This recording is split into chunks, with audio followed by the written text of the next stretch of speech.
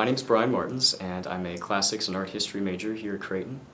And my current research explores the iconography of Asclepius, an ancient healing deity in the Greco-Roman world. His cult was one of the most widespread in antiquity. His cult ranged from Western Europe to Eastern Syria and encompassed nearly 1,000 years of history. A recent catalog of Asclepian sanctuaries came up with about 900 such places of worship, which is a very large number. My research looks at his images and tries to ask, what would an ancient have thought of his sculpture, of his image?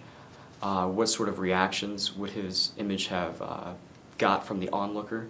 And how that affected worship of the deity. I chose this project because I spent about a year abroad in Athens, Greece, studying classical art and archaeology.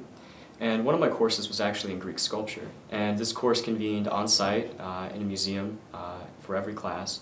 And as the semester progressed, I started to notice more and more the nuances of Asclepian sculpture as compared to other Greek sculpture. And this sparked my interest, and that's where I have taken my research.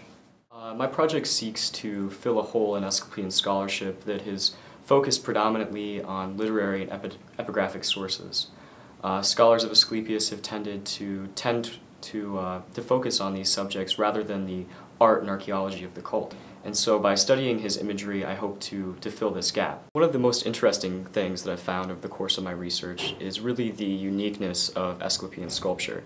The sculpture of Asclepius really differs from that of Olympian deities during the 5th and 4th centuries BCE for the most part. That's a pretty general statement, but it makes more so of a connection with the onlooker. Contemporaneous sculpture of the Olympian deities tends to be very distant and remote, and this perhaps reflects differences in what I see as how people worshipped Asclepius and religious perceptions of the cult.